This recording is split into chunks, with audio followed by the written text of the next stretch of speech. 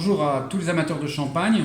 Alors je vous propose de poursuivre la série des vidéos de Vitis Epicuria consacrées au champagne en cette fin d'année 2020 avec un troisième volet qui sera consacré au champagne de vigneron. C'est une tendance en fait qui a démarré avec la maison Jacques Sellos dans les années 60. Le domaine Sellos a pris son indépendance assez tôt par rapport aux habitudes champenoises qui consistaient assez souvent pour les familles à vendre leurs récoltes aux grandes maisons.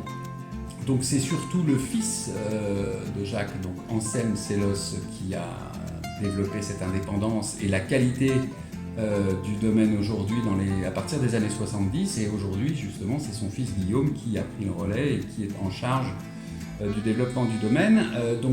Derrière la maison Sellos, d'autres maisons ont rapidement emboîté le pas et on s'intéressera notamment à deux d'entre elles. La maison, on devrait dire le domaine Egly-Ourier et la maison Jackson en fait qui est dirigée par les frères Chiquet. Et puis dans une deuxième partie, donc qui fera l'objet d'une autre petite vidéo, nous aurons l'occasion de développer la nouvelle génération des vignerons, celle qui a donc suivi ses précurseurs. Donc évidemment on ne les citera pas tous, mais on s'intéressera à quatre d'entre eux, notamment le domaine de Souza, le Clairvoyant, Gonnet-Metteville et l'Armandier-Bernier, un des domaines autonomes les plus connus en Champagne.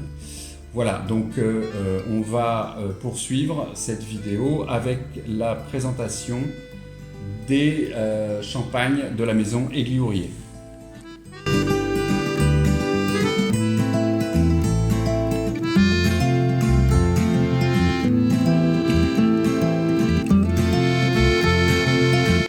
Alors la maison Egly a été créée en fait après la Deuxième Guerre mondiale lorsque Michel Egly a récupéré 3 hectares de vignes de Grand Cru à Ambonnay.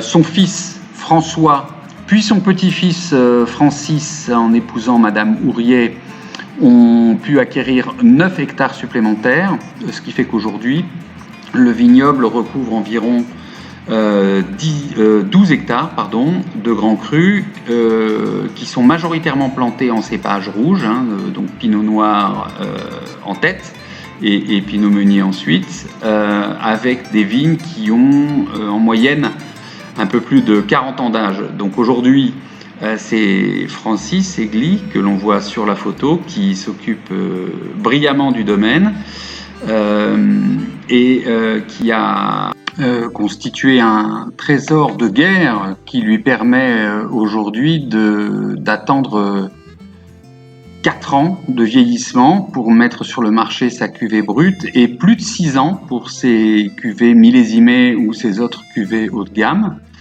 Donc la production est évidemment très limitée par rapport à la moyenne de la région, avec un peu moins de 100 000 bouteilles en moyenne, mais d'une très grande qualité.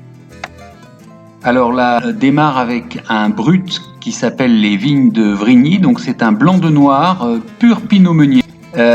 Qui provient donc de vignes classées en premier cru dans la vallée de la Marne, donc à Vrigny. 3 ans de vieillissement en cave, cette cuvée présente en fait des arômes agréables d'épices et de fruits exotiques pour 45 €. La gamme continue ensuite avec le célèbre brut Grand Cru Tradition, qui est un des plus grands champagnes non millésimés, qui est partiellement vinifié en barrique, pour à peu près 20%, avec 70% de pinot noir et 30% de chardonnay, et un très faible dosage. Ensuite, un vieillissement donc en cave d'à peu près 54 mois, avant d'être mis sur le marché. C'est un champagne qui intègre vraiment la cour des grands pour un prix inférieur à 60 €. On trouve ensuite un des meilleurs rosés de Champagne qui est issu de 65% de Pinot Noir et 35% de Chardonnay, donc tout en Grand Cru. Donc 40% sont vieillis en barrique. Les arômes fruités et floraux sont absolument superbes. Et le tout est supporté par des bulles très fines, donc c'est très très agréable pour un prix légèrement inférieur à 80 € quand même. Ensuite, la cuvée VP Grand Cru pour vieillissement prolongé, qui est un champagne très abouti, issu de 70% de pinot noir et 30% de chardonnay. Donc c'est une cuvée qui vieillit pendant environ 6 ans dans les caves de la maison Aiguille-Ouriet et dont le dosage est extra brut, c'est-à-dire moins de 6 grammes par litre, en l'occurrence 2 grammes seulement, dans le but d'exprimer au mieux la complexité qu'apporte le vieillissement. Donc pour moins de 80 €, il est dans la même gamme de prix que le rosé. Face au millésimé, alors avec ici l'expression du millésime 2011 par Aiguille-Ouriet, donc c'était une année assez difficile mais qui a pu produire parfois de très grands vins, comme ici, avec un assemblage de 70% de pinot noir et 30% de chardonnay vinifié en barrique. Donc c'est un champagne qu'on peut associer à des mets très fins comme les plus grands vins blancs. Donc pour un prix d'un peu plus de 140 € quand même, mais il les vaut. La cuvée blanc de noir vieille vigne qui représente la quintessence du savoir-faire maison à partir de vieilles vignes de pinot noir plantées en 1946 à Ambonnay. Donc c'est une cuvée d'une remarquable finesse qui est vendue au même prix que la cuvée millésimée. Et là, on est au sommet de la production champenoise. Et maintenant, on passe à au deuxième domaine que nous souhaitions vous présenter. Donc, on va vous parler des champagnes de la maison Jackson.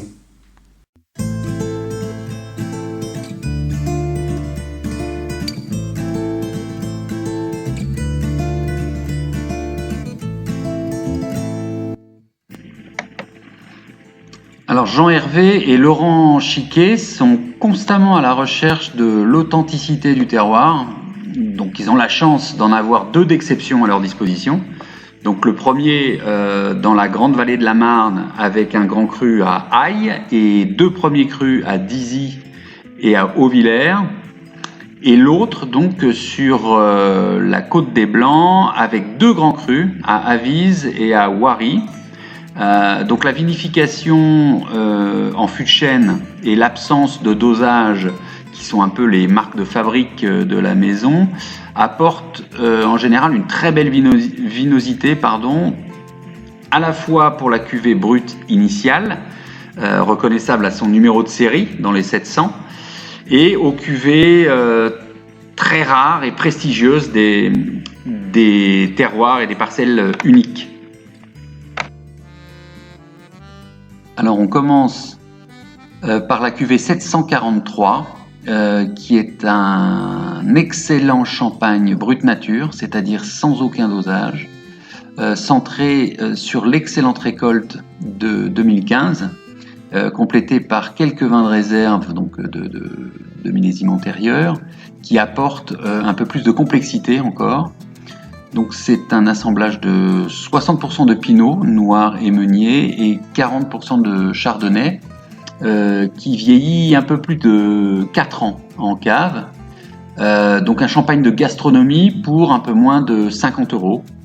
À noter qu'il existe aussi une cuvée d'égorgement tardif comme la 738 d'été, qui est donc concentrée, elle, sur le millésime 2010 et qui est évidemment un petit peu plus chère. Alors, issu d'une parcelle unique, admirablement située, plantée exclusivement en chardonnay en 1962, on a la cuvée Avise Chanquin, qui est un champagne extra brut, donc avec un dosage de 1,5 g, et qui joue dans la cour des très grands. Alors du fait de sa rareté, en fait, la vente se limite souvent à quelques bouteilles par client, parfois une, dont il faut vraiment savoir profiter. Alors tout ça pour un peu moins de 50 €, mais là aussi c'est le prix de la rareté. Une autre cuvée de parcelle unique blanc de blanc, celle-ci, donc le Dizzy Corne Beautrait, qui propose des bulles incroyablement fines et pas mal de puissance et de longueur en bouche, qui l'invite naturellement pour accompagner un repas. Donc même rareté, même condition, même prix. Et on finit avec un champagne blanc de noir qui vient également d'une petite parcelle unique, admirablement placée, donc à Aille, Vauxelles-Terne, c'est le nom de la parcelle, qui est plantée exclusivement en pinot noir depuis 1980. Donc c'est un champagne grandiose, également très rare, et une fois encore pour le même prix. Voilà, merci de votre attention. La vidéo qui suit sera consacrée donc à la nouvelle génération des vignerons et en particulier aux 4 maisons que nous allons vous présenter tout de suite. Ces cuvées sont disponibles sur le site de Vitis Epicuria, mais à consommer avec modération. Merci, à bientôt.